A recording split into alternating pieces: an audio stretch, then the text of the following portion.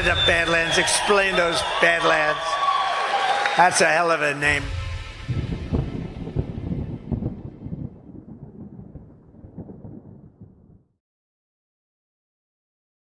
I don't consider myself a conspiracy buff at all, but when they get a lot of coincidences, I get a little suspicious and call me crazy. Endless polls, weird talk shows, crazy groups every Sunday telling you what you think. The Republicans and the Democrats conspire with one another, which they do. There is a conspiracy by big business against American democracy. We know that there was a conspiracy. There was a conspiracy. There was no conspiracy. Was there a conspiracy? A communist conspiracy directed out of Moscow. The right-wing conspiracy. Communist conspiracy is a deliberate and predictable plan of action to subvert the world. Right-wing conspiracy. International criminal conspiracy. Vast right-wing conspiracy. Great conspiracy. And all these conspiracy theories. Was there a conspiracy?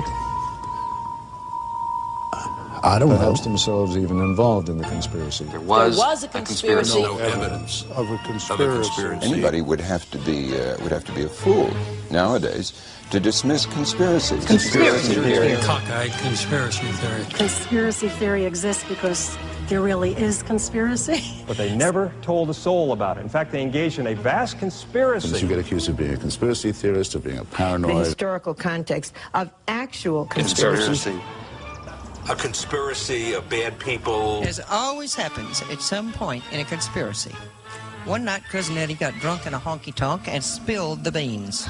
There was a conspiracy, and government was involved in it. Conspiracy existing within the United States government. There was a conspiracy. Conspiracy. Conspiracy by the CIA. The conspiracy of a few. Dark, secretive, conspiratorial, evil. Then it was certainly a deliberate conspiracy. High-level conspiracy. The do's and the don'ts and the rights and the wrongs of the various conspiracy theories that are good. Possibility of a conspiracy. In a moral sense, I think it was a conspiracy. One conspiracy, that's all I'm talking about. Full of speculation, conspiracy theories, and the like. And what's going on here? You began to wonder what was really happening in America. I mean, was there a vast conspiracy afoot? You know, there could have been a conspiracy. Do you think you're obsessed with conspiracy? Conspiracy theory. A conspiracy. I'm afraid you'll catch me. I'm afraid you'll catch me. A conspiracy would do the job nicely.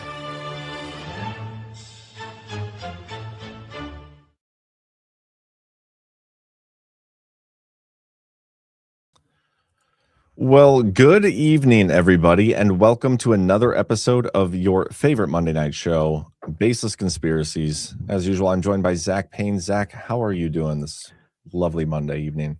I'm doing well, John. How was your Christmas? You know, it was pretty darn good. Have I not seen you since Christmas? I saw you Friday. I guess you did see me Friday. Yeah, but for the people here in the audience, let's just pretend that we haven't seen each other. Would that be lying? Well, it's also acting. I'm not an actor, bro. But no, my Christmas was great, just as it was on Friday. How was your Christmas? It was still good. Glad to hear it again. Glad to hear the answer hasn't changed. Yeah, man. Some funny stuff going on in the info war right now, and some more gay propaganda. And I think we should talk about that because that is ironically what's going to. Well, not gay propaganda going to be the topic of our show, but the show it's in is going to be kind of the topic of our show tonight. Yeah, but you know, I talked about this a little bit on my show earlier today. We've been talking about it behind the scenes. Stranger Things is, you know, there have been some very interesting takes about Stranger Things on the internet. I feel like universally amongst most people, they're like, you know, they took a show that could have been awesome and they just turned it into typical modern day, gay porn, or not gay porn, gay propaganda. Yeah. Okay. They took a story that was originally about the Montauk Project, which is really mostly what we're going to talk about tonight. What Stranger Things was originally based on. That could have been awesome. You know, I mean, like when Stranger Things came out, I started watching it because it was based on the Montauk Project. And the things that they were talking about in there, I was like, oh, this is cool. It's really great to see this in a way that's done well. And there's this mystery and it's got this 80s, like, you know, feel and mythos to it.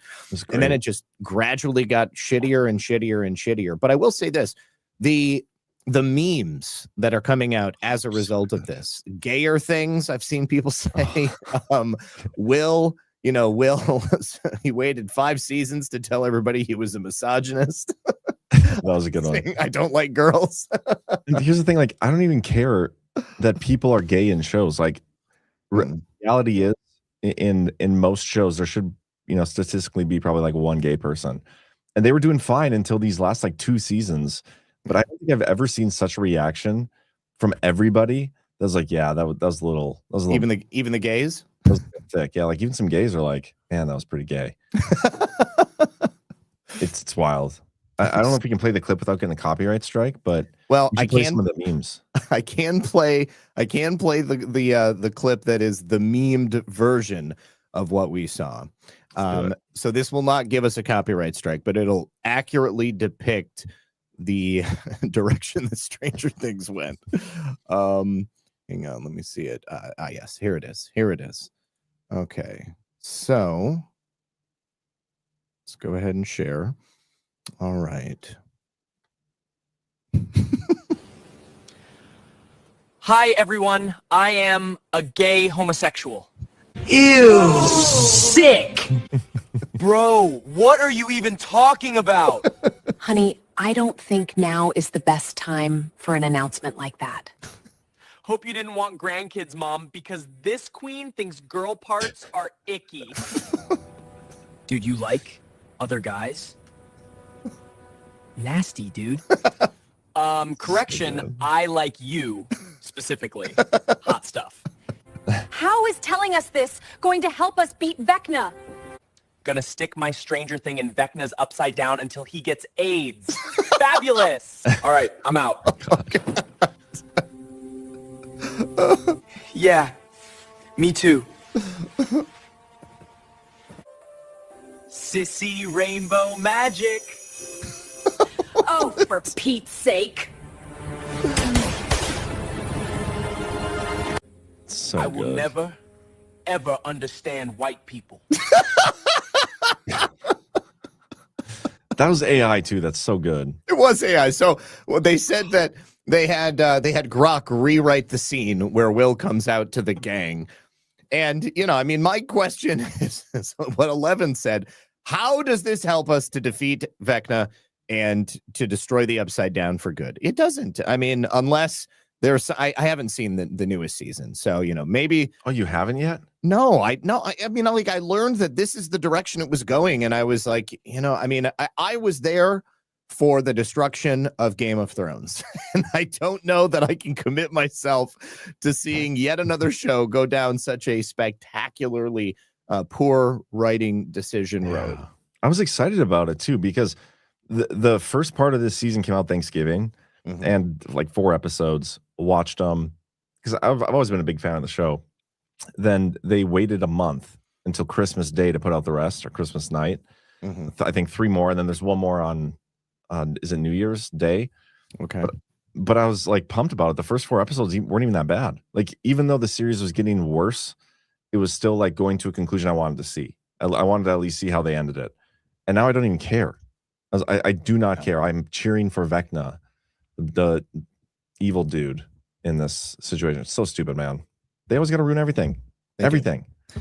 Well, I had high hopes that perhaps they had read the room, right? That maybe they figured out that to go in this direction, it wasn't going to be a good idea. It was obvious Will was gay, but it doesn't need to be a central part of the plot. And it doesn't make any sense for it to be a central part of the plot.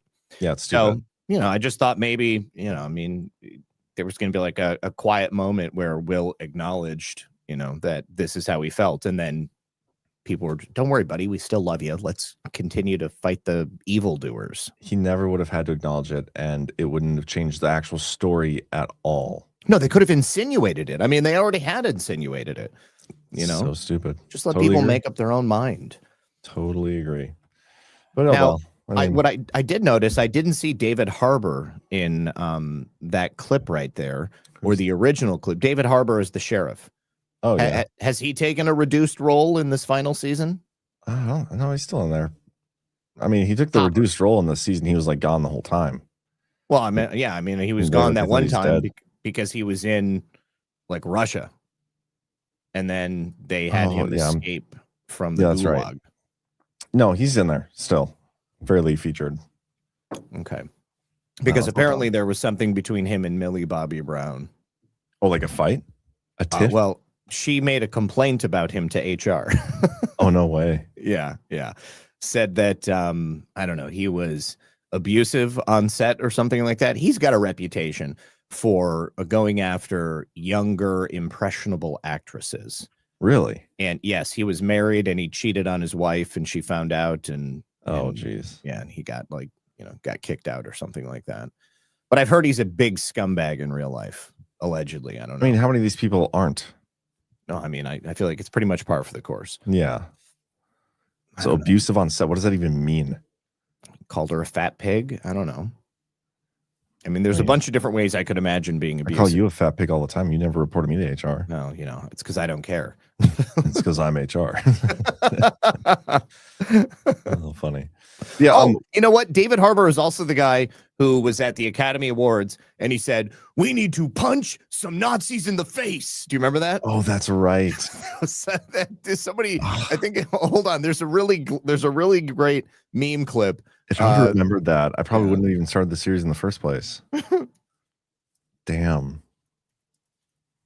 What a douchebag. Yeah, he is a total douchebag. What are you guys talking about here? Just got here. We're going to be talking about the Montauk. What is it? The Montauk Project.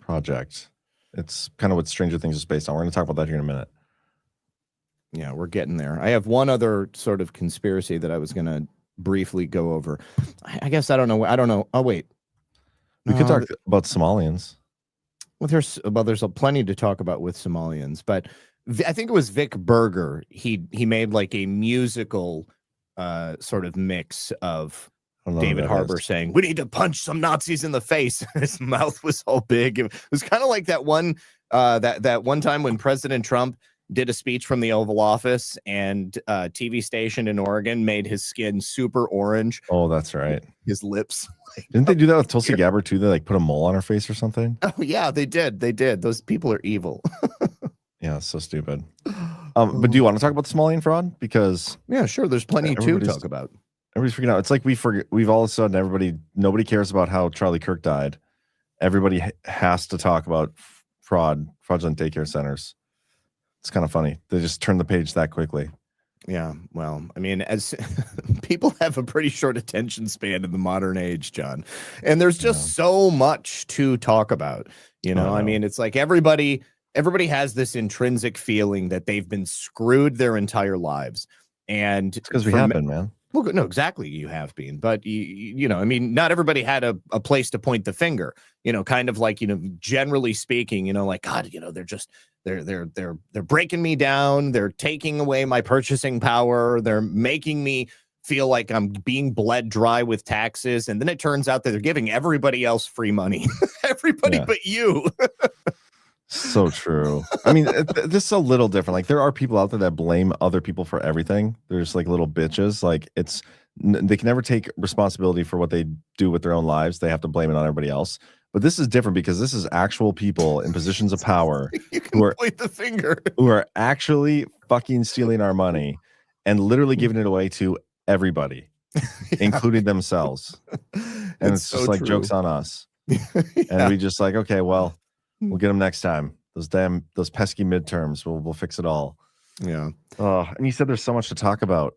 Is there really though? Because I feel like there's so many reruns. It's so boring lately. It's a series of reruns, but I mean, it's also there's a little bit of movement now. I mean, I think Nick Shirley did a great thing doing that video over the weekend. I mean, what a statement to identify $110 million in fraud in one afternoon. Just go right down the line, show, we got multiple daycares along with a home health agency and a trucking company that are all operating out of the same address. Nobody actually works there. Hey, if there is a daycare center, man. What's that? It's entrepreneurship. It's the American dream.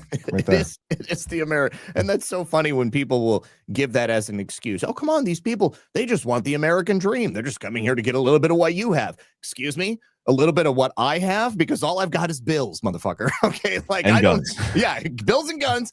I don't have the American dream like these guys do. You know, it'd be awesome if I could get a whole bunch of grants to open up a child care center where I didn't actually have to service any children and just collect a bunch of money. But that's not how it works in the real world, unless you're a Somali immigrant and you happen to come here and have yourself 18 kids with 3 different wives.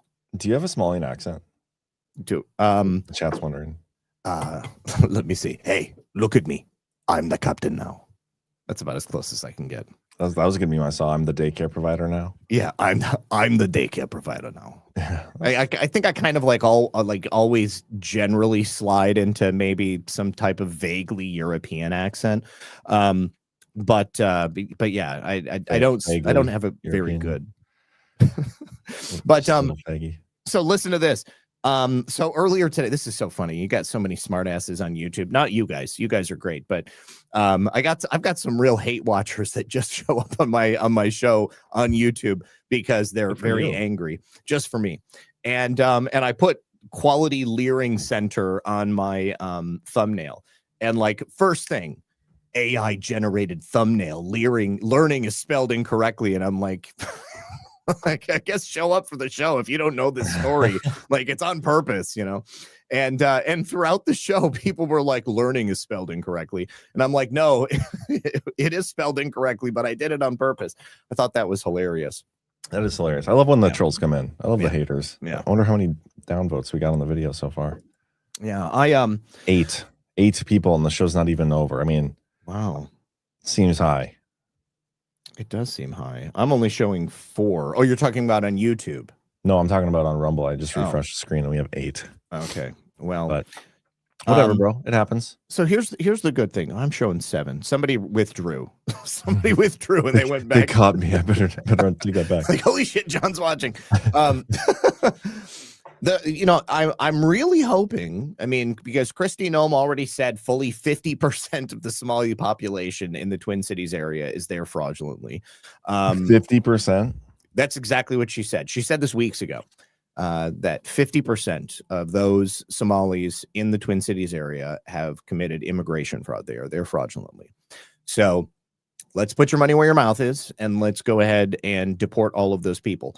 Then let's denaturalize all the people who assisted them coming in. And then we will also denaturalize and deport the people who have engaged in fraud. And that includes their wives and children and anybody else that's living with them.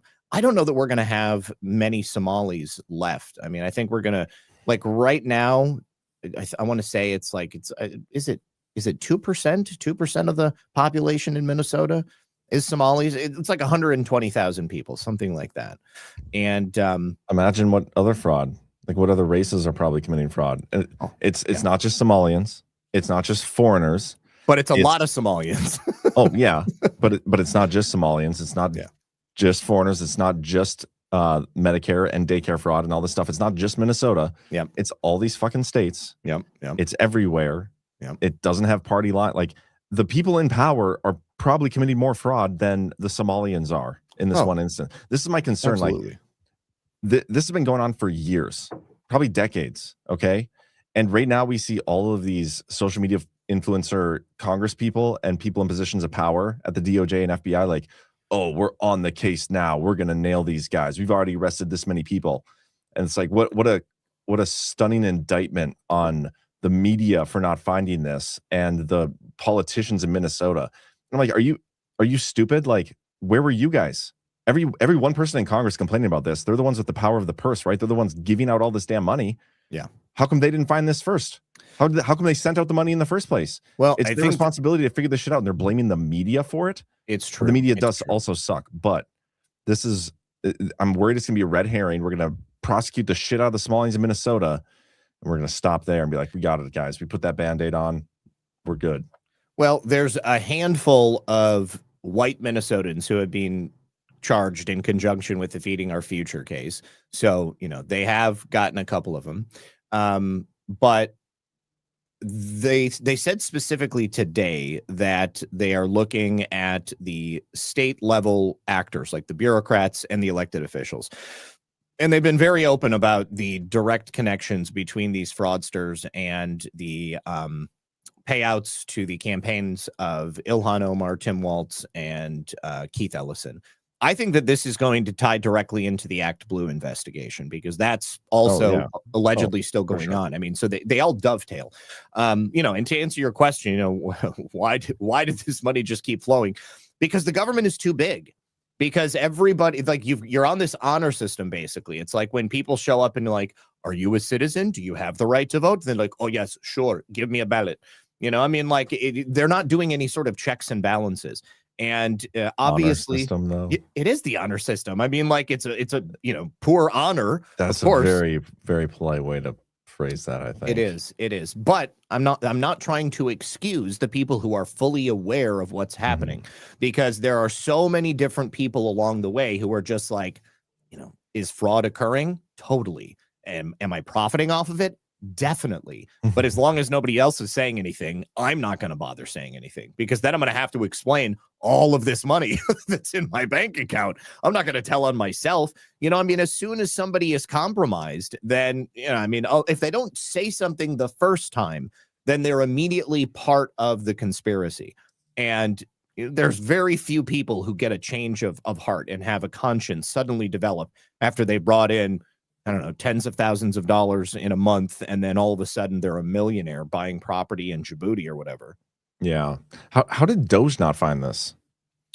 Also, Doge wasn't looking at state level stuff. I mean, they were looking at, just raw money that was going out. Now, they did figure out that there was, millions of people that were using social security numbers. So, I mean, that directly points to fraudulent activity among the population. But you've got Congress that is sending blocks of money to states, and then states are taking those blocks of money and then they're implementing it in their own programs. So there is no congressional oversight directly of state level programs until you have a James Comer or a congressional oversight committee call them up and say, well, we want to know exactly what the hell is going on in your state. I mean, it's part of like the sort of decentralized nature of our system and how it works. You've got these like varying levels of autonomy at the federal, state, and local level. You don't have somebody looking over the shoulder directly, which is why I said that it was kind of on the honor system. The federal government is trusting that the state is doing the right thing with that money. And then the state obviously is not bothering to check what those state level actors that are getting the money are doing with it. That's where the problem is. That's the breakdown right there, because I'm sure you saw the video that one of those child care centers used Tim Walz's government office phone number as their phone number. I mean, it's on Google, it's on their freaking sign. I mean, the balls on these people. I mean, that's an indication right there that they knew there was no way anybody was checking. There was no sort of due diligence that was going on. And I'm sure that they thought it was very funny. I'd love to know how long that business has been around, how much money they've gotten. It's ridiculous. Yeah, it is a little more exciting. It's gotten a little more exciting for me, the Smalling story, even though it's super gay. Everybody's talking about it, and I think that they're going to try to turn into red herring. But from a normie perspective, like my golf buddies are my focus group, and they're actually talking about that. Like, they're like, man, this Minnesota fraud is crazy. Like, they've watched the videos, they've read up on all the stories. Like, they probably know more about the details of it than I do, which is weird, because they normally don't care about any of this stuff. So I don't know if it's just because Minnesota's so close to North Dakota, but there's Somalians in North Dakota too, John. Did you know that? Yeah, not many though. I mean, not nearly as many. Fargo, there's probably quite a few, but I mean, relatively speaking, it's I believe it's on par in terms of percentage of the number of people that are in North Dakota. I mean, it's similar to other states where we're seeing fraudulent activity like this. So, I'd say it's a pretty good possibility that you've got the same type of fraudulent activity. I mean, again, you have a 0.22 to 0.25 of the total population. Okay, so there you go. So like less than 0.5%. Yes. But even still, those people are tribed up. All right. And I would guess that they're all probably getting the same types of benefits that they're getting in Minnesota. Oh, for sure. That they're getting in Ohio, that they're getting in Maine, that they're getting in Washington, that they're getting in California. I mean, they're even down in Texas. Yeah. Well, I mean, they're all over the place. And again, it's not just them. I mean, what we need is the people like my buddies. Like, I'm paying taxes to the government, and then the government is not keeping track of it and just giving it away to fraud, like foreigners and fraud. Like, what do your normie buddies say? They're getting there, but they're all too much. They're too big of pussies. I think a lot of people are. I mean, I am too. Like, that's a scary prospect to like stop paying tax, but at least I'm talking about it. Well, okay. So let's put aside stop paying taxes. Let's just get to the asking questions. I mean, how do they feel about the Somali fraud or the idea of fraud in the welfare system? Because I think most people assumed that there was a level of fraud, but this amount of fraud, I mean, that should be enough to get anybody off their ass, I would think. It's not going to get them off their ass, but they're at least talking about it. Like, they obviously don't like it. Nobody likes fraud. Like, you're either, yeah, I don't like fraud, or you're in denial and protecting the system because you're probably part of it. Like, that's the two options. So nobody likes the fraud, but I just don't know. It's not enough yet to get people to be like, holy shit, what are we doing? Like, we still haven't crossed that Rubicon yet. And I don't know what, I mean, maybe we just keep exposing it. I know New York's, California, Washington, like all these blue states are going to be off the chain with fraud. So you just got to keep going after them. So, I mean, one good thing, I mean, Kelly Loeffler said that she's shutting off all SBA loans. Even more than that, they're going to claw back SBA loans that they believe to have been taken by fraudulent businesses. Really? And yeah. And so there doesn't seem to be any shortage of fraudulent businesses in Minnesota. I mean, it seems like the vast majority, I'd say probably 90% of all of those, home health, autism, transportation, daycare, all of these different businesses, probably 90% of them are fully fraudulent. Yeah, that's nuts. So clawing that money back, I mean, of course, a lot of that money is already traveled to Somalia in suitcases, or it's been, sent via Western Union or something like that. But it doesn't mean we can't get some of it back. I'd like to take all of it, everything they own. And what kind of really upsets me about the whole thing? I mean, even Feeding Our Future, whether it's Pam or Cash or anybody, I mean, they like to keep talking about the Feeding Our Future because it's the only case where they've had any prosecutions so far. Obviously they're not going to go into detail. That's the other Somalian thing, right? That was the $1 billion fake lunches for kids program that Ilhan Omar was serving trays. That's right. Early when it came out, and she was instrumental in passing the I forgot the act name, but it was basically allowing the money to go out without any oversight, so that because it was under the guise of the pandemic, they had to make sure that people were getting access to this loans. Not PPP loans. That's a different type of fraud. So there was a specific act that was passed by Congress that Ilhan Omar was instrumental in getting through. It was called I keep wanting to say the Trey Act or something like that. Whatever it was. Gay Act, probably. It provided money to these businesses that would give them payment for providing free lunches for disadvantaged children. All right. Because of all of the people whose businesses were shut down as a result of the pandemic, the argument was, well, they're not going to be able to meet their household obligations and we have to keep these children fed. And so the Somalis immediately were like, oh yeah, sure. We're feeding 3,000 to 5,000 kids per day. So you just got to pay us for it. She was actually at one of the restaurants of the individual who, was already found guilty. He had donated to both, she and Ellison and Waltz, and he's been photographed with all three of them. But she was there one day passing out trays of food and, kind of highlighting this program, and she was super proud of it. And it turns out, again, like 90% or better of the meals were not being actually served. I mean, these people were just taking the money and pocketing it. Even the juror, about the juror that they tried to buy off with 120 grand? About that story. Yep. Yeah. So that was actually 200 grand when the woman picked up the satchel, but she scraped 80 grand off the top before she got to the juror. and reported it. The lady delivering it did? Yes, the lady delivering it. She scammed the people that were trying to buy off the juror. And the juror doesn't know. All he knows is he got a satchel full of $120,000. Oh, that's great. So then they bust her, and the people are like, no, it was $200,000. And she's like, oh, yeah, sorry, guys. I've got 80 grand under my mattress. This is less of a crime for you because I kept the rest. Oh, that's crazy. That is funny. Brian Murphy says, I think John should send Cam on special assignment to Somalia to follow this fraud story from their end. I think it's a good idea. I think we should send Cam to blend in over there in Somalia. I mean, Cam isn't exactly a Somalian. I think he's going to stick out like a sore thumb. These people know genetic diversity when they see it. Yeah, you're probably right. You're probably right. I don't want to put Cam. I mean, if he shows up with the soccer ball, though, he might be pretty popular. Maybe. It's like the universal language of African kids. Total inverse of here. You show up with a soccer ball and I immediately hate you. Unless you're my kid. Unless you're my son. It's the only exception. That's funny. We should talk real quick, guys, about, speaking of laundering money and stuff, I got to start sending more money through my Cayman Islands account.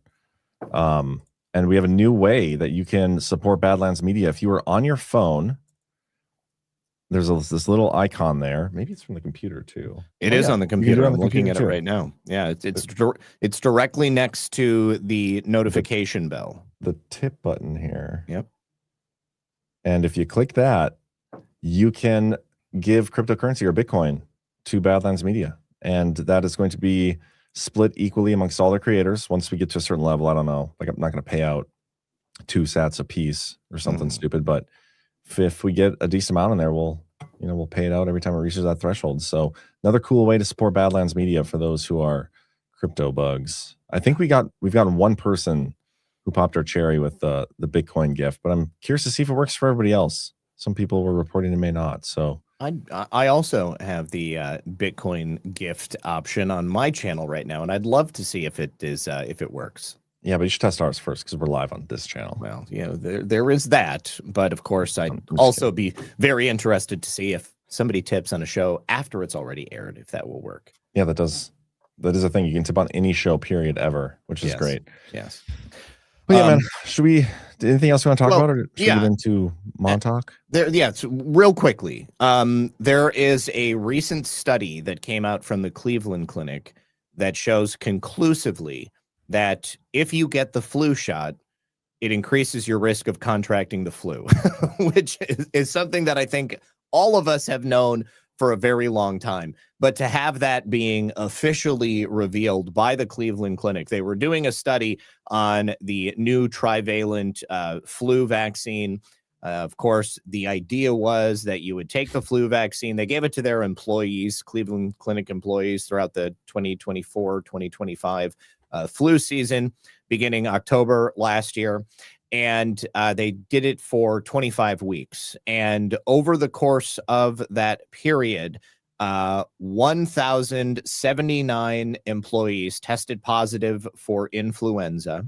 Wasn't that what the vaccine is? They put the thing in there and give it to you, and then hope you develop antibodies? It's like a neutered version of the vaccine, or excuse me, of the virus itself. So theoretically, you're supposed to get this disabled version of the flu. Then your body interprets that genetic material to create the antibodies. But instead, 98% of the people who received the vaccine actually contracted the flu. And there was absolutely no protection against the flu if you took the vaccine. Yeah, there's a pretty terrible flu strain going around right now, I'm hearing. Oh, really? Hasn't hit me yet, but I haven't seen it. It probably won't because I have a superior, just superior in all ways. I usually don't get sick, but yeah, heard a lot of people are getting pretty nasty flu coming out of both ends, if you know what I mean. Well, I'm not surprised. I've always said that you're more likely to get the flu if you get the flu vaccine. I've seen it my entire life. People who I knew that were, always like, oh, did you get your flu shot? Like, no, I'm not retarded. And then they get the flu and I don't get the flu and I feel perfectly fine. Yeah. Didn't Trump say, and RFK Jr., that they were going to be like significantly cutting down the number of shots you get when you get born? Absolutely. Yeah. They already, I believe they already changed it. Yeah. Nice. It went from like 75, I think, down to like 12 or something like that. It's a dramatic reduction. Still 12 too many, but yes, it's a good start. Yeah. I don't even know what they are, but I would still probably stay away from all of them if I was having kids, as I did when my daughter was a child. Yeah, I wish I would have been based then. We didn't do for either of the kids. We like did everything, like whatever. We don't know what we're doing. But then the one that was like, okay, we're gonna skip the one that you can only get if you do drugs or have like sex, because I don't think my newborn is going to be doing either of those things right now. So yeah, Hep C and we'll approach it after when he's 12 after some parenting. Okay, I was very close. Steph Asia and Kitsko both say 72 to 12 and 72 to 11. So it's somewhere around 11 to 12, something like that. Patrick at Kickstand, good to see, man. Says I was in the hospital for the flu. It was so bad. Is that this year's flu? Well, we know Patrick didn't get the vaccine, so I'm glad you're okay, bud. Yeah. Anyway, why don't we talk about our conspiracy tonight? Okay, let's do it. So first of all, John, do you remember back in 2008, there was a story that came out of Long Island about a monster that washed ashore? I do not remember. It was called the Montauk Monster. Let me find some pictures here for you, and I'm going to show you what this thing is. Is it Obama? No, it wasn't Obama. But I another reason that I kind of wanted to talk about this is because Marty McCary actually recently brought this particular subject up. Hold on. McCary Montauk Monster. Let me play that clip real quick. It was on Patrick Bet David, and of course now nothing comes up. But anyways, he appeared on Patrick Bet David's podcast, and he was talking about the fact that the U.S. government has done some pretty horrendous experiments in the past, and this creature washed up on shore on Long Island, and it was known as the Montauk Monster, because it didn't look like a creature that anybody had ever seen. You can see here. It's not just like a dead cat? Nope, not a dead cat. Obviously it has a tail. It's got this kind of beak-like face. There definitely appears to be some fur. How big is this thing? Is this like the size of a cat or a size of a rat? Little bigger than a cat. Little bigger than a cat. And here, let me show you a view from the other side. So you can see here, it obviously has some fangs. It has ears. It's got this sort of grayish hair. Is it real? This is real. Yeah, this is absolutely real. This is a real animal that was unidentified at the time that it was found on the shores of Long Island, Montauk, Long Island. So, can you send me a link to some of these? Yeah. Actually, no, I'll just Google it. It's fine. Okay, there you go. All right. So, these photos of this carcass, they came out. A lot of people were talking about it. This was July 30th of 2008. And for like a week, there were all these stories about the Montauk Monster and how, nobody could identify what this was.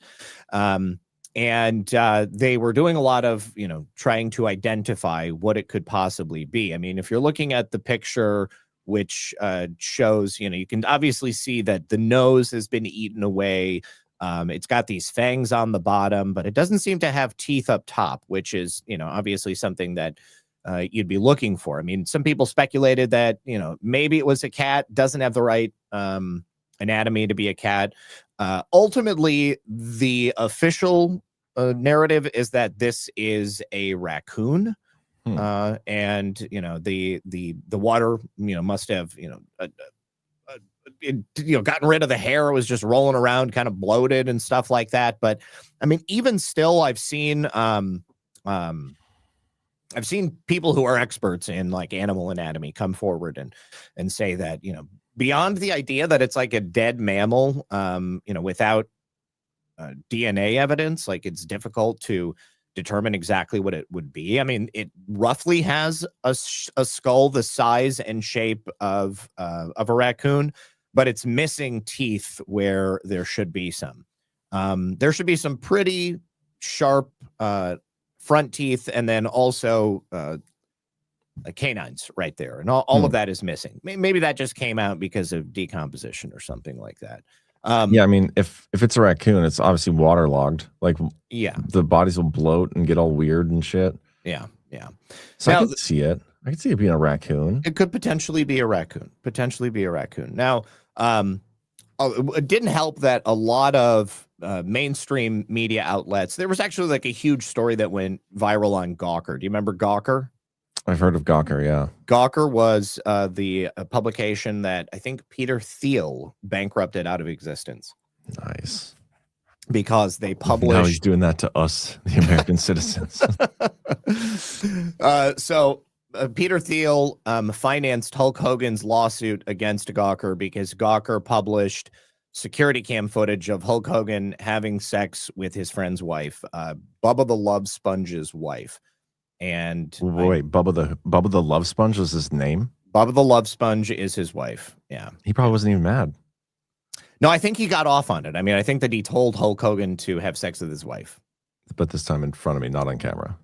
Well, I don't know. I don't really know the specifics. But, I mean, definitely Hulk Hogan's wife was not cool with it. Yeah, probably I can see that. She was definitely upset. So, now I want to be very clear. I am not suggesting that the Montauk Monster actually is a raccoon. I'm only stating that this is like the official story of what it is now. Now, one aspect of this is a lot of people were expecting it to be investigated. There were so many people who showed up and they were gawking on the beach that day. A lot of eyewitnesses.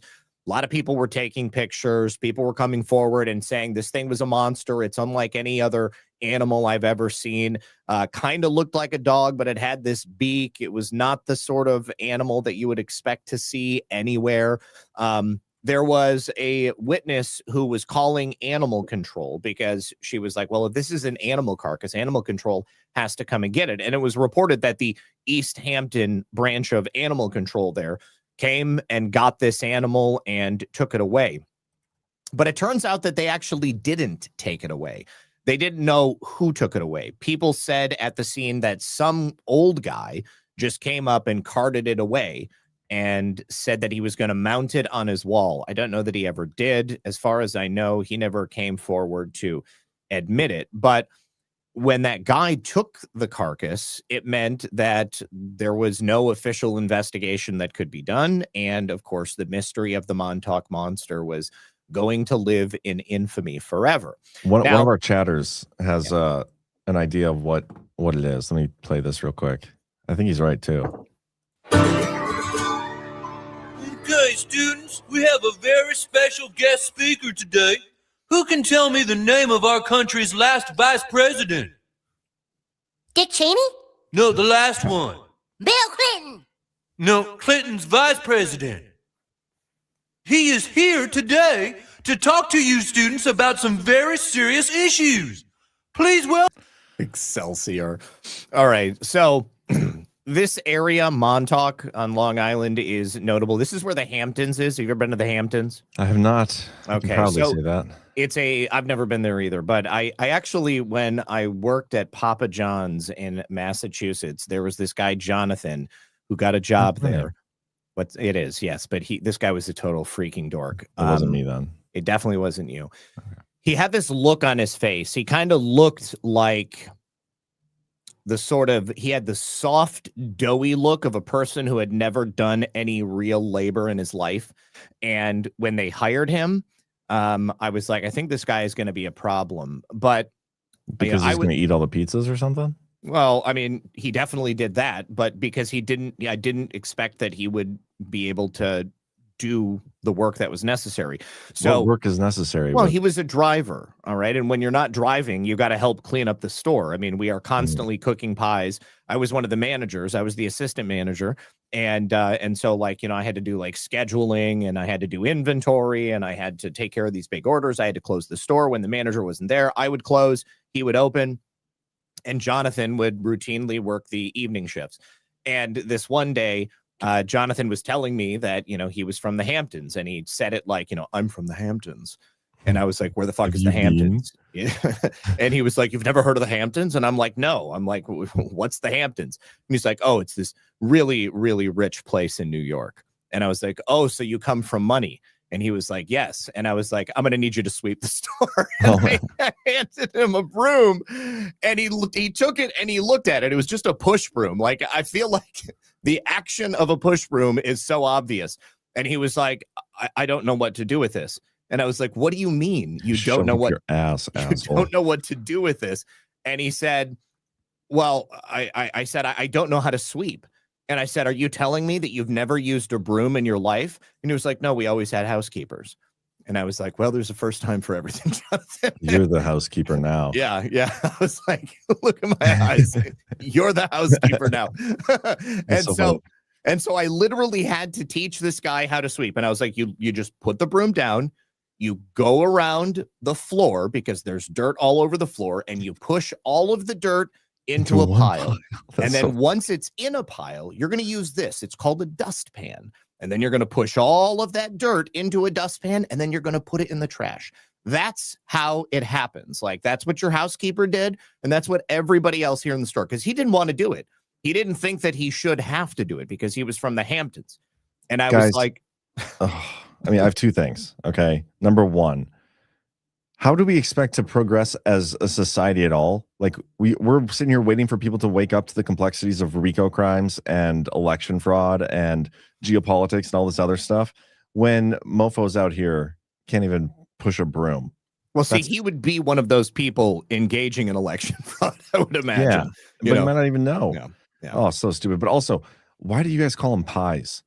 Because, like, to me, when I hear pizza people calling the stuff pies instead of pizzas, it makes me think of, like, okay, over in Europe they have football, and over here we have football, but they're two completely different things. So, like, if somebody's like, hey man, can you pick up a pie on the way home? I'm gonna go get some pumpkin shit. I ain't gonna get no Italian mozzarella shit. You know what I mean? Yeah. Some confusions. I suppose I understand, but they called them pizza pies. Oh, weird. What store did you work at? Papa John's. What the hell? Yeah. We should deport them too now. Other people are saying that pizza pie is totally acceptable. Thank you, Dave. Thanks Is for that having my back. I've never heard that before. I mean, I've heard people use it before. I'm like, no, that's not pie. You're not going to bring a pizza pie to Thanksgiving dinner, are you? Well, no. Who's going to bring pizza to Thanksgiving? Animals? Who's going to call it a pie? That's what I'm saying. I think that animal you just had on the screen, the Montauk Monster. So anyways, the Hamptons is a very wealthy area. Okay, you got mega mansions. Everybody's eating lobster rolls. It's not the kind of place that you would expect to find a monster on the beach. However, there is a large, far-reaching government conspiracy that involves mind control, time travel, the abduction of children, MKUltra-style drug experiments. And there is a place that is actually a decommissioned military base in Montauk, in the Hamptons, and it's called Camp Hero. Now, Camp Hero is a real place. The stories of all of these conspiracies at Camp Hero are not the kind of thing that we have, hardcore evidence for. There are firsthand experiencers that have come forward, including at least two people who claim to have been abducted or experimented on as children at Camp Hero. Project Montauk is what it was. And then you've also got a guy by the name of Preston Nichols, who alleges to have worked at Camp Hero on some of these experiments. And, all of them have come forward and they've spoken about it to varying degrees. Preston Nichols actually wrote a book in 1992 about Project Montauk. And Project Montauk and what happened there is what Stranger Things was based upon. If you remember at the beginning of the series, you had, that secret government facility that was cordoned off, and, you've got mind control experiments, psionic experiments, all of those things allegedly happened during the course of this project. And you can go there today. It's actually like a big nature preserve. It's a state park now, Camp Hero State Park. It's about 750 acres, and 415 of those acres were part of the military base. There is a big radio tower there. That radio tower was designed to give the people of America a 30-minute warning if there was going to be a nuclear attack on the United States. There's also an underground base there at Camp Hero. There's places that you can go underground. I mean, you are not allowed to go in there, but I mean, it exists. What do you mean me?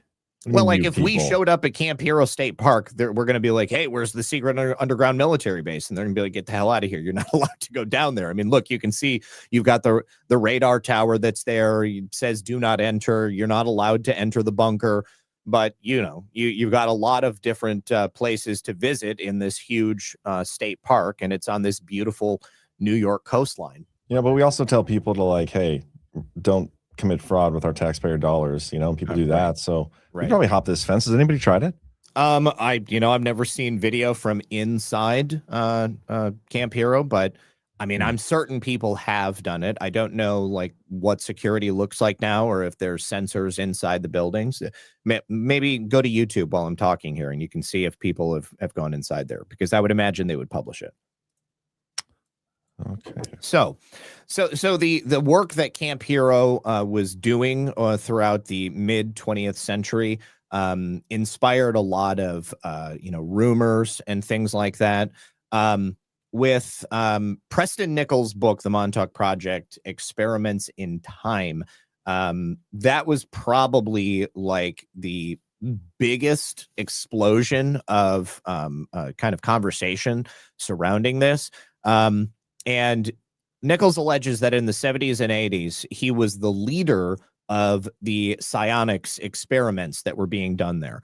So he claimed that the U.S. government were using electromagnetic radiation to experiment on children and people there at the base.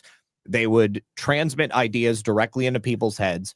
This technology is like stuff that we've talked about before. I mean, we've talked about the voice to skull technology. I think we touched on this when we were talking about Havana syndrome. I mean, this is definitely something that the U.S. government would want to do. It's also not the kind of thing that they would readily want to admit that they had done.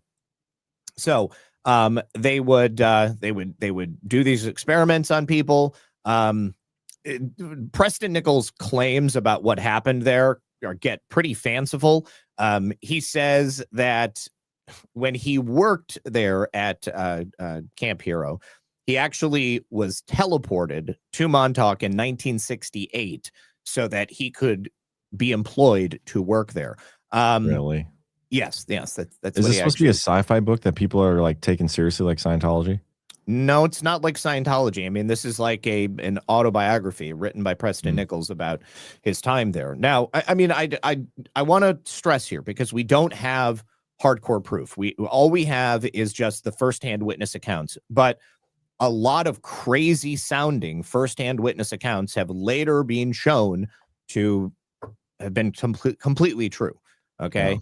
Yeah. I mean, just because it's fanciful doesn't mean it didn't happen. Now, there was also a film made about Montauk in 2015 by a guy that grew up in the area, and he grew up kind of hearing all of these stories. And so he made something called the Montauk Chronicles. And he said when he was a kid, he heard all kinds of bizarre stories, strange things that were going on. This would have been, probably before Preston Nichols' book ever even came out. So people were always saying that there was crazy stuff going on there. The one thing that people knew is that they had this radar tower, and this radar tower was obviously fairly large. It didn't seem to people like it was the most logical place to put one of these radar towers. Perhaps there was someplace else that made more sense, but every 12 seconds when that tower would rotate around. Every 12 seconds? Yeah, that's how long it took for it to rotate around. So the tower would rotate around. So just constantly spinning. It was constantly spinning, yes, because it was constantly scanning to see if there was a nuclear attack. It was the middle of the Cold War. But Chris Garetano, who was the guy who made the Montauk Chronicles, the film about this area, the guy who grew up there, he said every 12 seconds when this radar tower would rotate around, animals would be freaking out, people would be getting headaches, and you would also have bad dreams if you were in the vicinity of this radar tower and the signal that was going off. He said people in the area were kind of miserable after this tower went up. And so also he said people's electronics equipment would go haywire. So there was a good possibility that whatever that tower was being used for was not necessarily the stated purpose that it was intended to be used for. And it's a fair assumption with pretty much everything you're not allowed to go see. For sure, sure. Now, during the Cold War, there were 12 of these types of towers that were built all around the country. It's interesting because the one that's at Camp Hero is the only one that still exists. All the rest of them were torn down. And at Camp Hero, it's considered a National Historic Site. It's pretty big. It's 90 feet tall, 40 feet wide, and you can see this tower from miles away if you're coming in to Long Island. Are we sure that this was like a radar and not like sending stuff out there? Or well, no, I mean that was my point. That's just what they said it was. They said it was a radar tower, and I think that obviously Chris and the people who lived in the area said, well, I mean, it was obviously emitting something that was entering our brains, not only the brains of people, but also the brains of animals, because animals would freak out. People would have bad dreams. They, would get sick. They would have headaches. And it kind of ties into what Preston Nichols said, that they were using some type of electromagnetic frequency to actually, put ideas or put thoughts of some type into people's heads. So who knows what they were doing there with it? It's a mystery. Now you saw in those pictures, you've got the underground aspect of Camp Hero. You've got danger signs. Now there is another theory that perhaps all of these signs and even the radar tower itself was and a lot of the stories that were told about Montauk and the weird things that went on there were merely a cover story in and of itself, that was actually an op that was designed to keep people away from the site and to conceal the true nature of whatever it was they were doing there, which, of course, again, we would have no idea. There's been no FOIAs that have been revealed from the work that was done in this area. I mean, we can definitely look at some things. There are some official government blueprints that have been revealed. But all in all, the mystery surrounding it, all we have is the official story. So what can we verify about Camp Hero? So they commissioned this base in 1942 as a coastal defense station. They initially had 3 gun batteries. They had 2 16-inch guns and 2 6-inch guns. This was to defend New York from a possible attack by German ships, maybe submarines.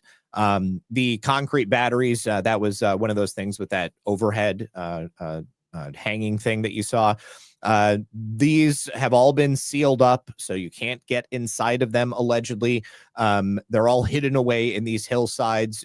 It's pretty common. I mean, if you go to Europe, there's a whole bunch of these batteries that are tucked away in like mountains and on the shoreline and stuff with the exact same reason that they produced them, was to protect from like Nazis or to protect from Russians or whatever it was.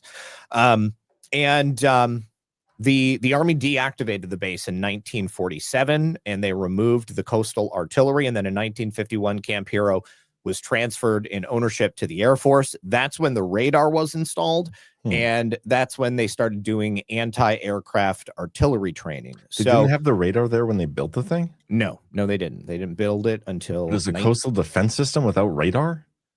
Yeah, I don't know when radar came into wide use, but it was just a defensive position until 1951 when they installed the radar. And by that point, the Cold War was really going hot and heavy. I mean, remember, there was no nukes until 1945.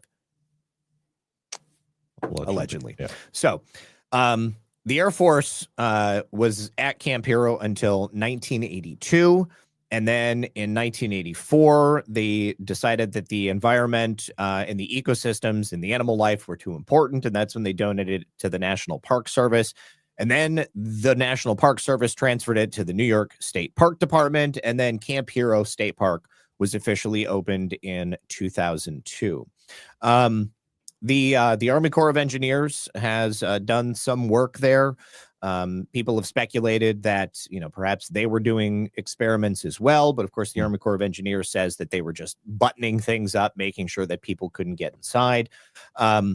But with the witnesses that we have that have come forward, I mean, that's, again, primarily where a lot of the strange stuff is going to come from. The one thing that I will say about the witnesses themselves, Preston Nichols is, I believe, the only one who seems to have like firsthand, like he remembers these things. Allegedly. The other witnesses allegedly have developed their memories through hypnosis or regression therapy. So these would be like repressed memories. I thought this was interesting when you place it next to the conversation that we had from the last couple of weeks with the False Memory Syndrome Foundation. I think that, anytime you talk about repressed memories, I mean, it's immediately suspect to a lot of people. Because people have these things that happened in their head and then they're suppressed and they only find them out when people, draw them out of them. Is it true in the book they're talking about like time traveling to go visit Jesus Christ? Time travel is definitely a part of it. That is correct. And change like things from previous wars?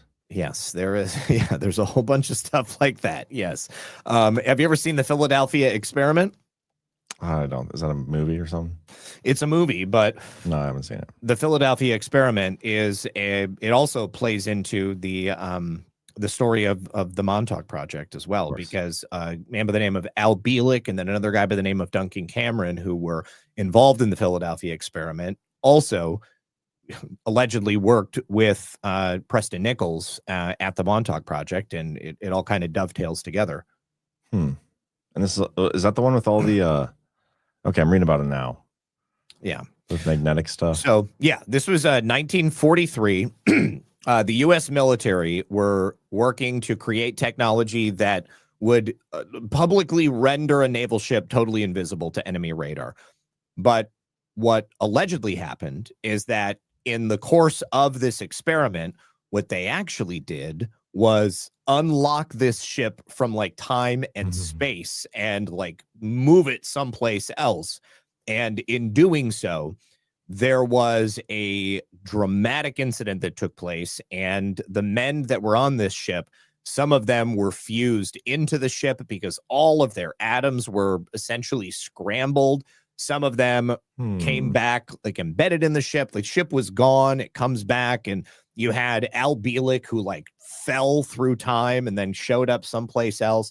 The movie is really cool. It came out in 1988, and it's the Philadelphia Project, the Philadelphia Experiment. Yes, yes, but they traveled in time and went someplace else and then came back, and there was a whole bunch of crazy stuff that happened. Yeah, I feel like that could be an outro for tonight. Yeah. So Plum Island is different from this, but we will talk about Plum Island on another show. Okay, but hold on. With the Philadelphia Experiment, that's also from the Montauk Project books? Yes. So and he's trying to pass these off as like legitimate experiences, right? Oh yeah. I mean, there's a lot of interviews and public statements from Al Bielek and Preston Nichols. Yeah. They're two different stories, but they converge together at a certain point. All right. So I'll combine that, but all right. So just getting back to the influence of Stranger Things. All right. So in late 1955, at the office of the U.S. Office of Naval Research, there was an anonymous package that was delivered. And inside this package, there was a book by a man by the name of Morris K. Jessup. It was called The Case for the UFO, Unidentified Flying Objects. And inside this book, there were all of these handwritten notes. And it was identified to be like 3 different people that had been writing in this book. It was like different pens and different handwriting. And in this book, they had determined that Morris Jessup, who's the author of the book, was very close to discovering the truth about what alien technology the U.S. government had. And the Office of Naval Research, they got this book and they summoned Morris Jessup to explain the book and the annotations that he wrote. And when Jessup took a look at this, he saw that the handwriting that was inside resembled the same writing that he had received from a man by the name of Carl Allen. And he had a series of correspondences with Carl Allen. And in those letters that they wrote back and forth, Allen told a tale to Morris Jessup about a secret government research project that had used the unpublished theories of Albert Einstein. This is where the Philadelphia experiment comes in. So Allen claimed in 1943, there was this experiment on this ship where they were attempting to make it invisible to radar. This is the USS Eldridge. And instead of simply making it invisible to radar, they made the ship vanish from existence for several minutes. And then it appeared in the Philadelphia shipyard, which is where they were doing this experiment at. And when it came back, it was nightmarish. Like I said, some of the sailors were fused into the ship. Their flesh and bones were intertwined with the steel. The ones who didn't end up part of the ship were completely crazy, and people just lost their minds.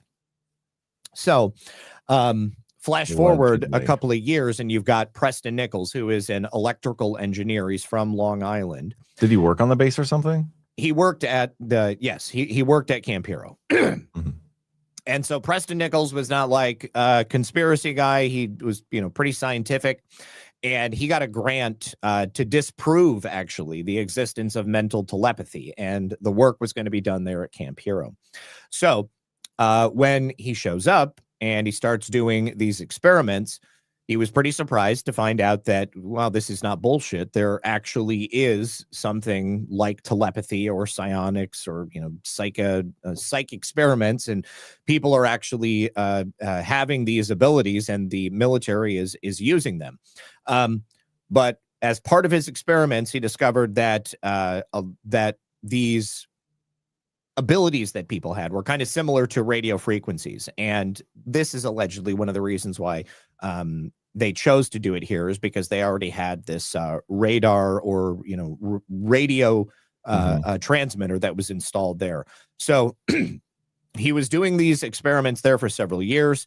In 1964, he noticed that all of the people that were psychics that were a part of these experiments were kind of having the same, I guess they were all having the same experience.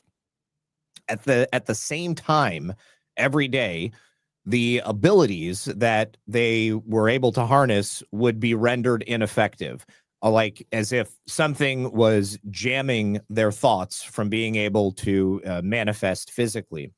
So he discerned that psychic interference in these subjects that were previously able to use these, powers, for lack of a better word, previously, were being interfered by a electronic signal.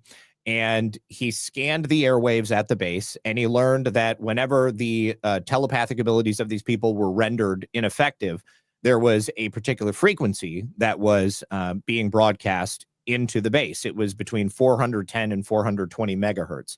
But he didn't know where it was coming from. So he starts looking around, and he's trying to determine how this signal is getting into the base. He claims that he modified a television antenna on the roof of his car. He attached it to a VHF receiver, and he went driving around, and the signal led him to the eastern tip of Long Island, and the frequency was coming from that very same radar detector that was at the tip of the Montauk Air Force Base. So this is obviously pretty significant because it would indicate that while he was at the same time being given this grant to work on these experiments, the government at the same time is also perhaps trying to figure out a way to disable the abilities that these individuals have. Maybe they're aware of stuff that the Soviets or other people are doing with it. But for 200 years, the area that the base was built on, there was a lighthouse, the Montauk Lighthouse, and it was there to keep watch for British ships that would potentially be coming to New York during the American Revolution. And the military always had control of this area because of that, and so they just built it out. And the installation grew over the life of the United States, and then throughout the First and Second World War. And they were not only looking to protect from the Soviets during the Cold War, but obviously to protect from German spies during the Second World War. And they also made it look like a typical New England fishing village. So like there's been I'm trying to think. I remember seeing someplace they had taken they almost made like a facade of something that would make it appear as if it's like innocuous, like you see it from far away and it just kind of looks totally normal, but it's actually a base. Yeah, but it's actually a base. I mean, certainly you've got actual people that are living there, but then they build the base, they allowed the town to be built up around it, and then they also do you know how many people were in the base, like working in the base at any one time? I don't know how many people were working in the base at any one time. Okay, so but this is like the base from Stranger Things. Like that's kind of this is what the Stranger Things story is based on. Yes. Okay. All right. So Nichols was obsessed with trying to determine why it was that this signal was going off. And eventually Montauk got shut down. And Nichols claims that about 2 years after it was shut down, he went to the base trying to see if he could get inside and do some sort of research. And when he got there, the main gate was open, and the windows and the doors of the building were left completely ajar. Everything. That's what he says. Yes, that's what he says. He says that the entirety of the building was left intact. There was furniture, equipment, there were documents. It was like the military had just left in a hurry and they left everything behind. This to me seems just a little bit far-fetched. However, yeah. So his story is that he went and searched throughout the Air Force Base, and he found the remains of some strange high voltage equipment, and that there was a man that was living inside of it. And the man bear pig found him. The man bear pig was living inside of it. So Preston Nichols goes in, he sees this guy living in this base, and he was pretty scared. He was like, what the hell is this? But then the guy looks at him and he says, it's you. And he says that not only has he been living on this deserted base, but he had been working there at the time that it was abandoned a year earlier. And he says that he was part of an experiment that was unsuccessful, and it forced the military to flee. I don't know why they left him behind, but he claims, if they forced him to flee, why would, like, whatever it was, he'd want to get away from that too, yet he stayed? I don't know. That's the thing. This is what I'm saying. This one is strains credulity just a little bit. But what allegedly happened. Now, do you remember Jack Parsons? Jack Parsons was the occultist who was friends with L. Ron Hubbard, who worked at NASA, and they opened up the portal to hell, basically. Okay. So, Detroit. Yeah. So, California, but that's okay. So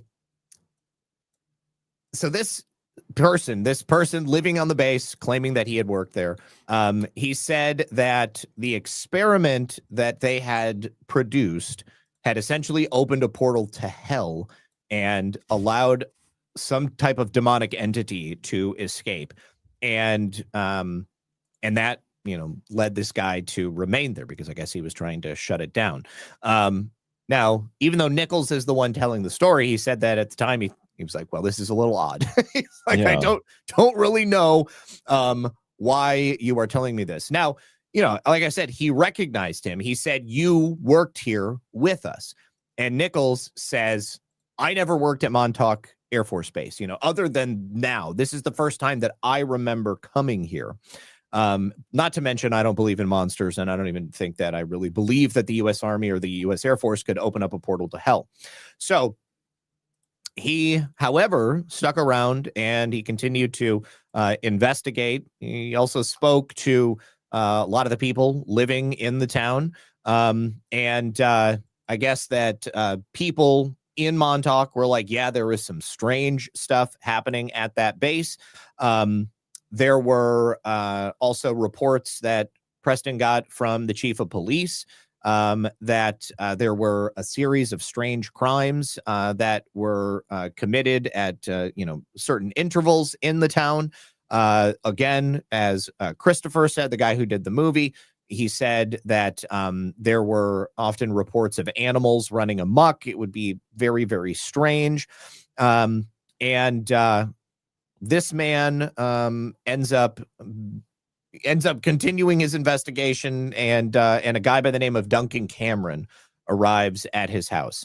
And Duncan Cameron's like, hey, I want to help you figure out what's going on here at the base. He was just like, yeah, sure, I trust you. Yeah. So Preston Nichols is like, okay, well, there's obviously weird stuff. I would I'd like to come to some sort of resolution on this. And he's like, what do you know about Montauk? And Duncan Cameron and Preston Nichols drive to Montauk.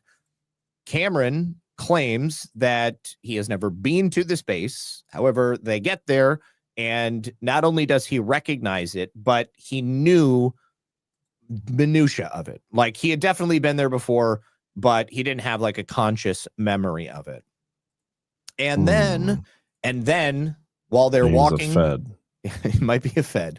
So then they walk inside, they get to the transmitter room, and allegedly when they get into the transmitter room, Duncan Cameron falls into a trance, and he just starts like diarrhea of the mouth, like spitting information out.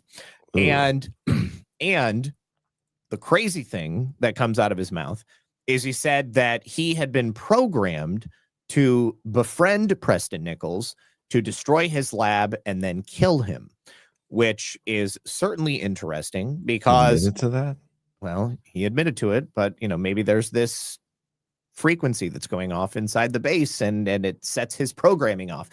I mean, I know that it sounds unbelievable, John, but I just want you to think about all of the other things that we've talked about with the Central Intelligence Agency and MKUltra engaging in mind control programming of people. I mean, doing it with, trauma-based mind control, but also doing it with electronic means. If you can put it into the perspective of those things that we know exist 100%, then the tale that Preston Nichols is telling here and that Duncan Cameron alleges, it becomes perhaps just a little bit more plausible, even though it still seems, unlikely. Still reeks a little bit. Yeah. Even everything you said, everything you said was not wrong, and it sounded really good. And we should probably almost even clip that, because fuck our government. But also, this so far feels like a lot of bullshit. But I have an open mind still. Let's continue. All right. So once Cameron says this stuff, he's kind of like, oh my God, like what just happened? He's like, I don't really remember that I'm supposed to come here and kill you and destroy your lab. But it's obviously somebody wants to destroy Preston Nichols' progress that he's making. So he's shocked. Nichols is shocked, hears about this, programming. This is only a couple of years removed from MKUltra being, publicly exposed during the church hearings. However, Cameron admitting this and perhaps, having some signal in the base break his programming, he's no longer compelled to kill Preston Nichols. And it is come to be agreed between them that Cameron is actually like a psychic, in the same way that the people that Nichols was doing experiments with were as well. And Cameron starts to remember more and more of his memories and his time there, the things that had been programmed to be hidden from him. And then Nichols starts to remember some of the things that he had experienced as well. The guy that he had walked in on said, he used to work here. And he's like, I didn't work here at all. but then he starts to remember that he actually did work there. So while they were there, this is when, they started calling it the Montauk Project. And of course, he and Duncan Cameron both have these memories of being involved in these experiments that were taking place there. Now, by 1990, this is, the full focus of Preston Nichols. He writes this book that's published in 1992. He was afraid that by talking about this stuff, he was going to put his life in danger. So he's doing as many interviews as he possibly can. He does like a lecture series around the country. He was involved with something called the U.S. Psychotronics Association. And he actually did Psychotronics. Yes, Psychotronics. You look that up for us. United States Psychotronics Association. So next, he comes forward with a series of military documents claiming that he discovered them at the base and that he was accompanied by an unnamed U.S. senator. To my best of my knowledge, I don't know who that is. I can't tell you who that is. Mitch McConnell. If I had to guess, it would probably be somebody from New York. So maybe it's a Chuck Schumer or something like that. USPA. So, So although Nichols seems to have memories at this point of being involved with the Montauk Project, he doesn't exactly know what he did there until he constructed something called a Delta T antenna on the roof of his laboratory. I don't even know what that is. A Delta T antenna. A Delta T antenna. I don't know what that is. I've never heard of it outside of Preston Nichols and his story here. So through the construction of this antenna, allegedly, he was able to gain access to his subconscious memories, and he was able to recall everything that he had suppressed prior to this. So once he gets his memory back, he remembers that he began working for the Montauk Project in the 1970s. This, although it was under the auspice of the Air Force, it was an extra governmental organization that was doing the crazy experiments that he was involved in. They were working to create metaphysical tools that could assist the U.S. military. I will take you back once again to CIA. I mean, the men who stare at goats. I mean, the Project Stargate. I mean, they did these experiments. Okay, they were trying to make literal Jedis. Okay, super soldiers with the ability to control things with their mind. That is on record. All right. So Nichols alleges that he and others were part of this project that was actually operating out of Camp Hero that was doing this exact same thing. So they had these paranormal goals that they wanted to achieve. And he alleges that they created something there called the Montauk Chair. Now, he started in the 1970s. The Montauk Chair was allegedly created in the 1950s. And what it would do would be to sort of heighten the psychic abilities of the subject that would be sitting in this chair, almost like amplifying their psychic abilities. So in the 1970s, when Nichols was working on the project, Duncan Cameron, the guy who showed up at his house and was supposed to kill him, he was also there, and he was working on this Montauk Chair.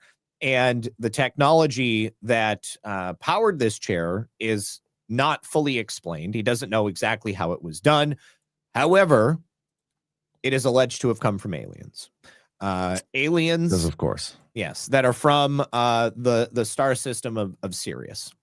Okay, so they were super serious guys, super serious aliens. Oh my god! Oh, this is such bullshit. But keep going. All right. And now, again, like every single piece of this story in like its individual form has been confirmed to be projects that the U.S. government has worked on. All right. What? Yes, John. I mean, not the Montauk chair specifically, but I mean, like, they created psychic super spies. I mean, they were definitely working on mind control. They were definitely working on repressing memories. They were definitely making people into assassins. I mean, so many aspects of this. I get some of that stuff, sure, but have the claims by Nichols been verified? No, of course not. This is...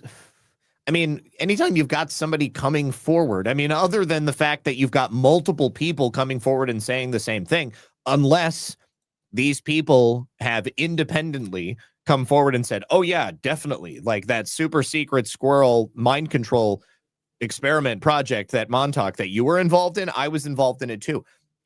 Like I said, you've got a guy by the name of Stuart Swerdlow, and then another person who came forward and doesn't want to be identified. They've also said that they were part of the Montauk project, and they were there as kids. I mean, they were basically part of the MKUltra, aspect of it that we already know about and that we've heard from other stories in the past. All right, so while they were there working on this stuff, the scientists that included Nichols and included Cameron, they were attempting to open a door to allow them to go to the USS Eldridge in 1943. All right. Now, through a portal? Through some type of time portal. Yes. Okay. Of course, I can't explain the technology to you. The Stargate project. Yeah, it's a Project Stargate. Whatever it might be. They were attempting to open a door to go to the Eldridge in 1943. All right.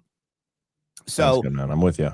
So by the end of the life of the base, I want to say it was 1984 when Nichols rediscovered the base, and he went back and it was open and all the stuff was still there.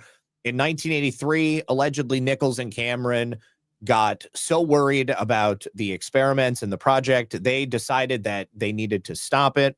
And so they used the Montauk chair to leverage Duncan Cameron's psychic abilities to essentially destroy the project and try to stop it from happening. So they continue Stranger Things. Yeah. Yes. So similar to, like, think about it. I mean, like the portal to hell, that's like the upside down, right? Yeah.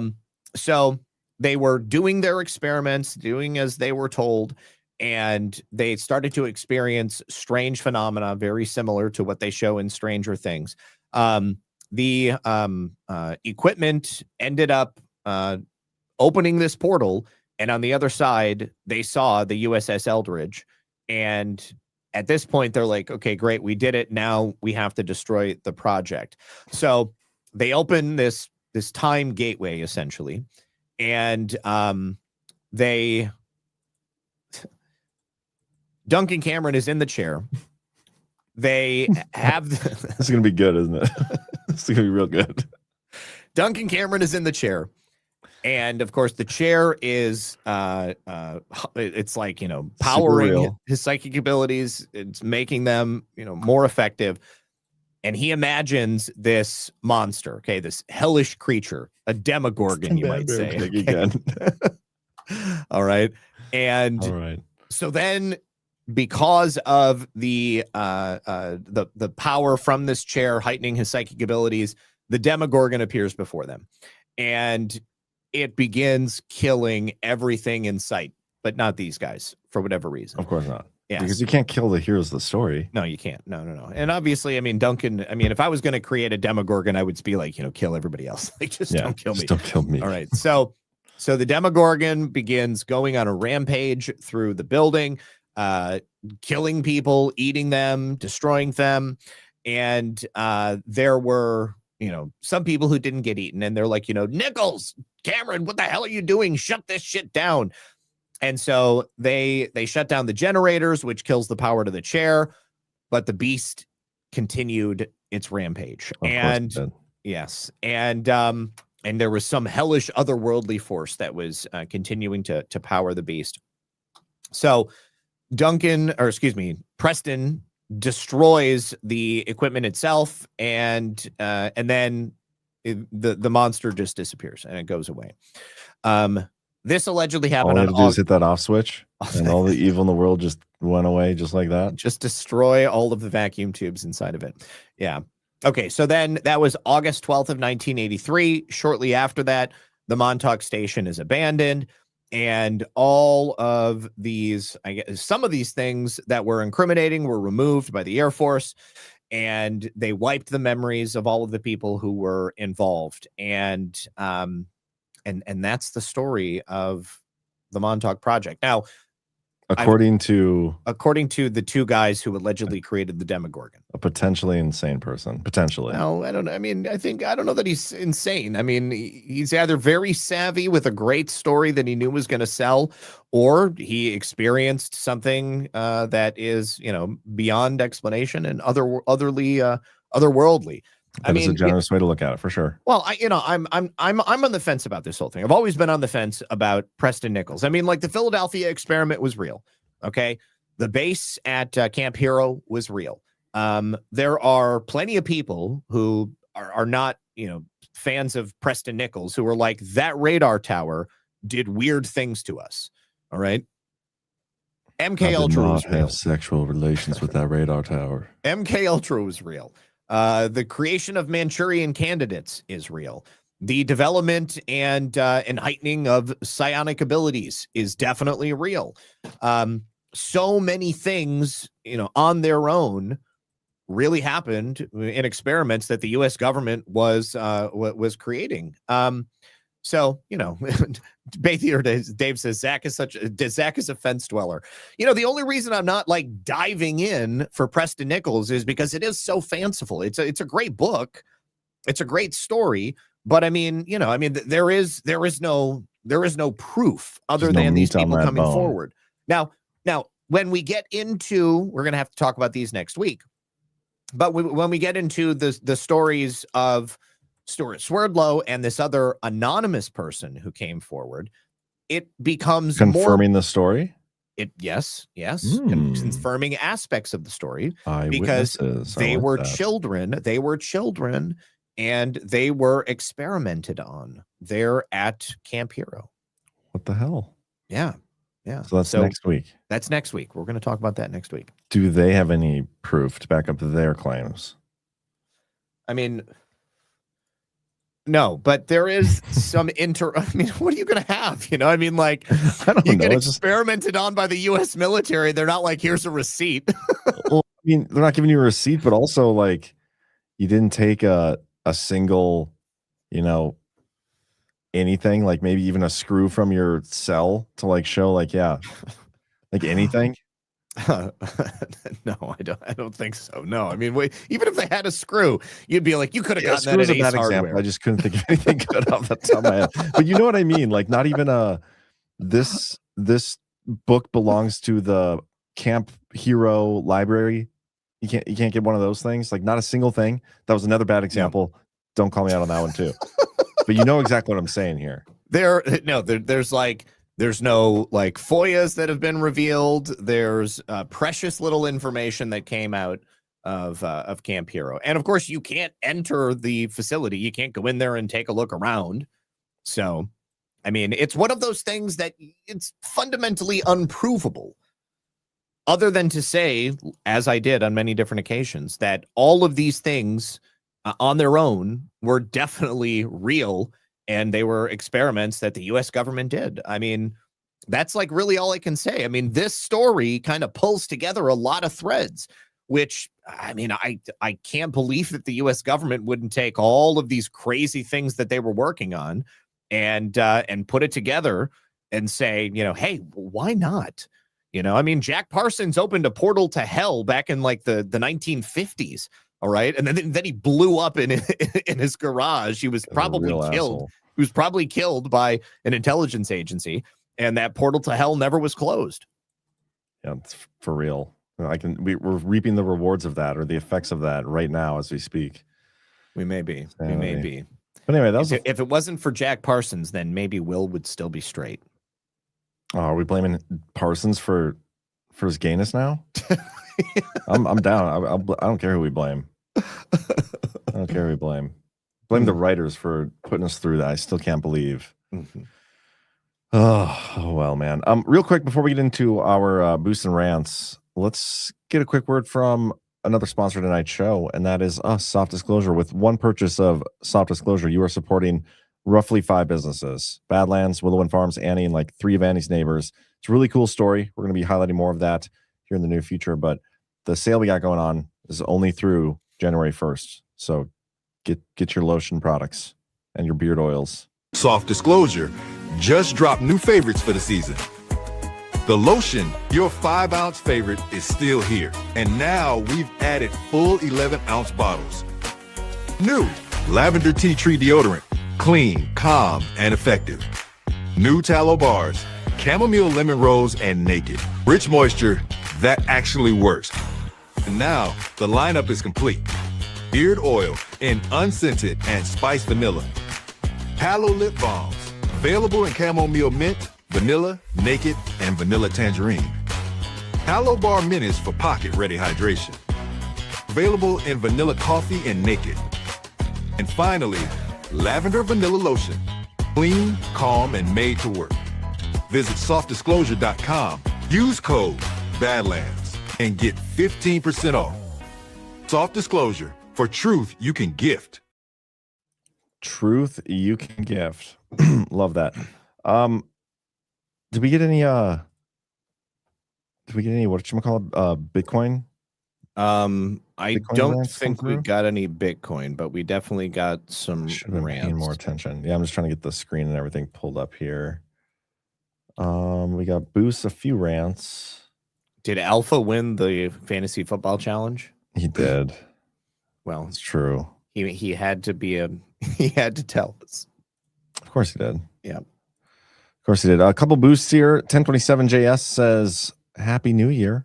Happy New Year. New Year to you too, Joe. Appreciate you. We are going to be doing a exclusive live stream in place of the DPH on Wednesday. So if you guys want to come hang out, it should be a pretty good time. Zach, are you going to be there? Where? New Year's Eve? Oh, I'll be there for New Year's Eve. But I need to actually be with Lisa at midnight. Yeah. I mean, that's the nice thing about me being Central Time when we're probably celebrating New Year's Eastern Time. Yeah. So I'll still get to spend time with CC. But I think that's all we got there. Let me get the rants up.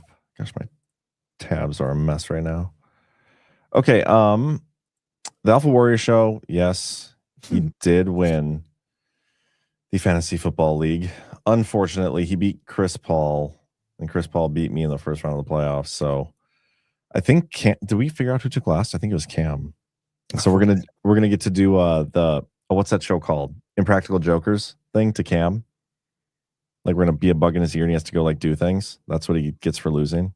Wait, how are you're gonna have him wear like AirPods or something? We haven't figured out the logistics of it yet, but yeah, something like that probably. Well, we got time. We're gonna do it at Gart, I think, in Nashville. Oh, cool. If it's him, I gotta confirm it's him. Who took last place? How do I find out who took last place? King last place was, well, that's the wrong league. Hold for processing. This is really important stuff. So I know you're all just waiting. So I got some. Yeah, Cam took last place. You know what I've been doing? What? I have a fitness challenge for myself for the new year. Nice. I like it. Yeah. What's so, well, first of all, I got some kettlebells. And I'm going to be working on, using the kettlebells and integrating those into a workout. But I've started by working my way up to 100 squats a day. Ooh, nice. Oh, dude, like my calves, I've only been doing it for a week. My calves are already massive. And for like the first 5 days, like I could barely walk. Like my thighs, like I was like, oh my God. Like every time I would like, sit down or like get into bed, and even still it does hurt, but I can move and bend my legs and it doesn't hurt anymore. But the first day I was able to do 50, and that was probably too many. How much weight on there?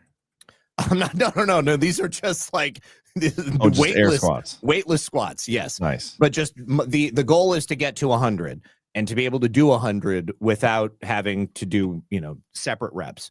But my goal initially was to just do it to a point of exhaustion. And, after the first 5 to 10, you're like, this is no big deal at all, right? It's like, there's no weight, you're just doing it. And then you get to like 20 and you're like, oh man, that's really starting to burn. And, and I was able to get to 50 and I basically at 50, I collapsed. Okay. Like I couldn't do anymore.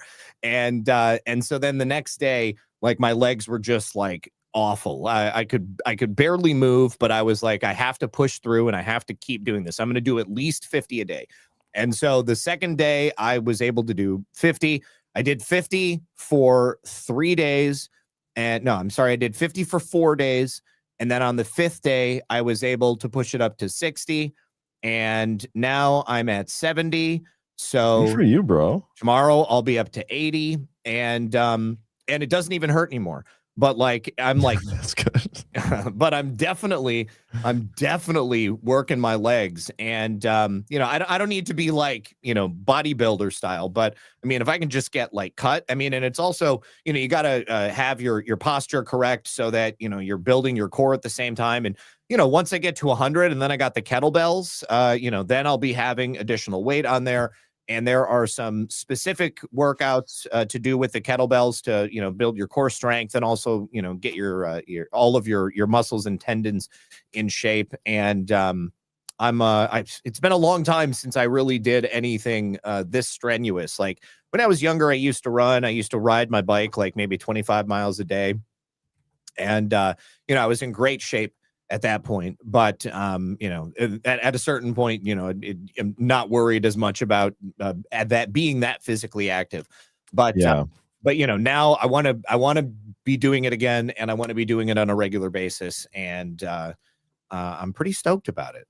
Man, I'm gonna start doing these too. I said I need to start working out again. I have like a pull-up bar and weights downstairs. Yep, I'm gonna start doing it too. Cool.